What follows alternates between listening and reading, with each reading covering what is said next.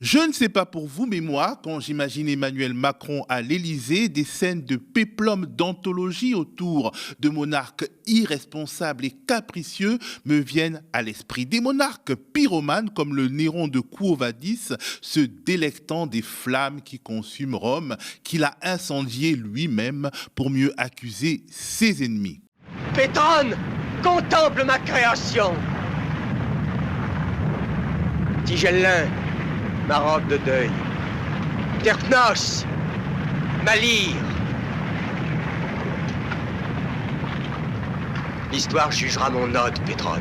Je l'imagine aussi irascible et caractériel face à des collaborateurs à qui il impute tout ce qui va mal en même temps qu'il s'attribue tous les mérites. C'est un peu ce qui ressort des comptes rendus sur sa réunion de crise hier à l'Élysée avec ses ministres et collaborateurs. De ce sujet et d'autres, on parle dans ce nouveau bulletin d'actu façon Le Média.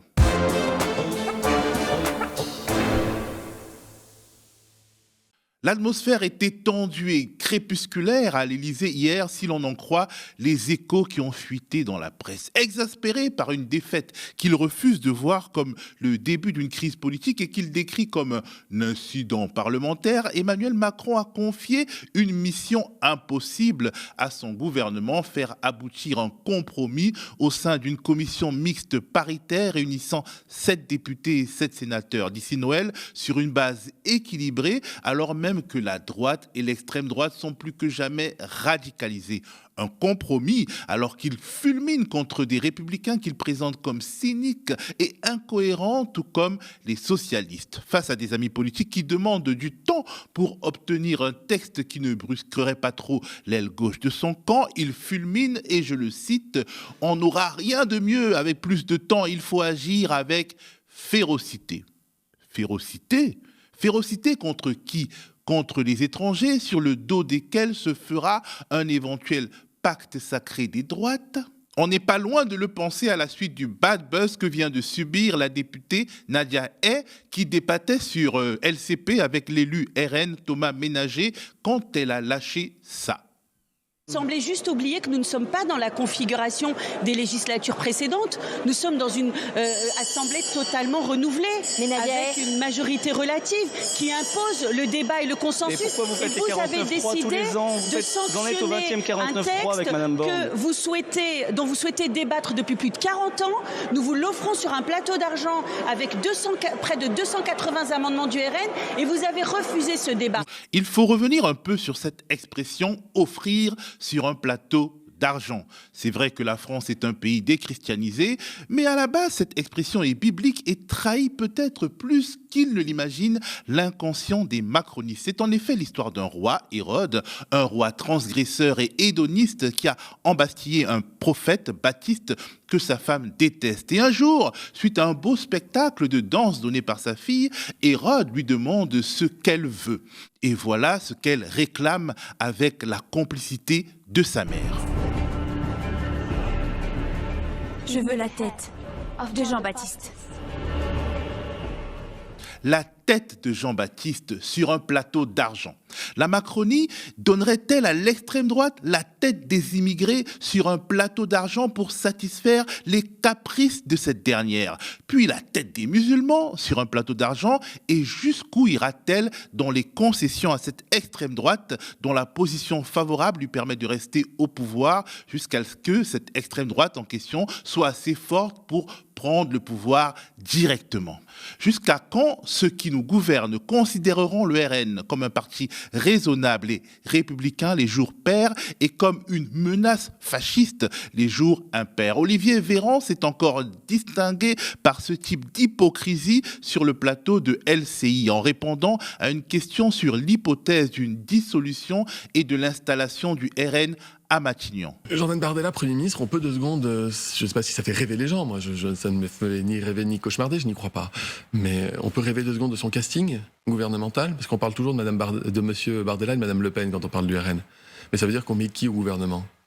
On met qui au gouvernement?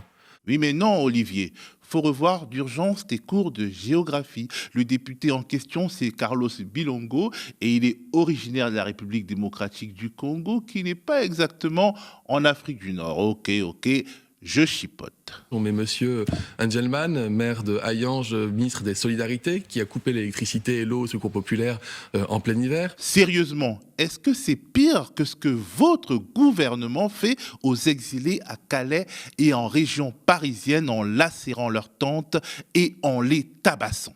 On met monsieur Rachid, ministre des Transports, parce qu'il aime bien faire des blagues sur Hitler quand il est dans des voitures allemandes. Mais enfin, Olivier, il faut rester dans les clous de la doctrine Macron à ce sujet, quand même. C'est bien lui qui disait...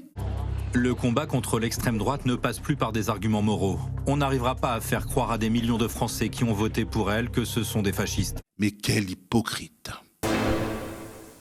Le point quotidien sur l'actualité qui entoure le conflit entre Israël et la Palestine. Hier soir, autour de minuit, heure de Paris, 2 jours de débat à l'Assemblée nationale des Nations unies ont été sanctionnés par un vote. Parmi les 193 pays membres, 153 se sont prononcés pour demander un cessez-le-feu humanitaire immédiat à Gaza. 10 ont voté contre, parmi lesquels on compte Israël, les États-Unis, l'Autriche, la République tchèque, le Guatemala, la Papouasie ou le Libéria. 23 se sont abstenus, dont l'Argentine du tout nouveau président d'extrême droite Javier Milei, l'Allemagne, l'Italie et l'Ukraine. Des pays africains comme le Cameroun et le Togo ont également choisi de ne pas choisir. Cette résolution de l'Assemblée générale des Nations unies est un texte certes non contraignant, mais qui veut mettre la pression sur Israël et son allié américain. Une mesure qui intervient alors que de nouvelles frappes ont été signalées sur un hôpital et un bâtiment de l'Agence de l'ONU pour les réfugiés. Par ailleurs, et toujours selon l'ONU,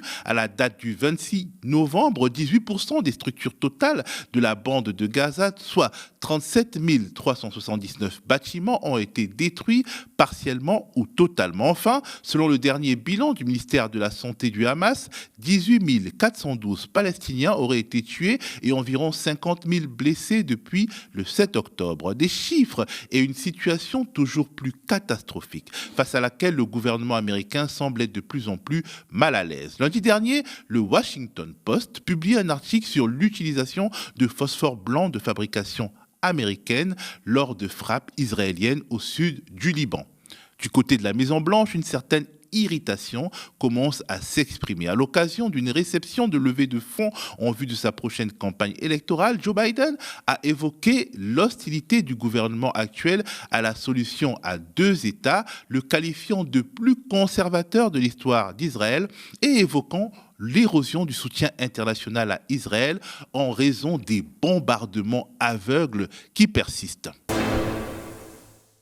On finit avec la COP28. La fumée blanche est sortie ce matin avec 24 heures de retard. L'accord mettant un terme à la 28e conférence des Nations Unies sur le climat, qui s'était ouverte le 30 novembre dernier à Dubaï, devait en principe tomber hier matin. Mais des tractations assez rudes avaient lieu, avec pour pomme de discorde entre d'un côté les nations membres de l'OPEP, l'Organisation des pays exportateurs de pétrole, et de l'autre côté les autres pays, la question des énergies fossiles. Finalement, les protagonistes se sont entendus sur une transition à venir hors des énergies fossiles, là où la première mouture rejetée par les pays exportateurs de pétrole évoquait une sortie des énergies fossiles. Les observateurs veulent voir le verre à moitié plein. Ceux qui veulent voir le verre à moitié plein, en tout cas, notent que c'est la première COP qui pose les termes à ce sujet. Il faut aussi noter que la COP28 a adopté le principe d'un fonds destiné à compenser les pertes et dommages des pays les plus exposés aux catastrophes climatiques, quand bien même,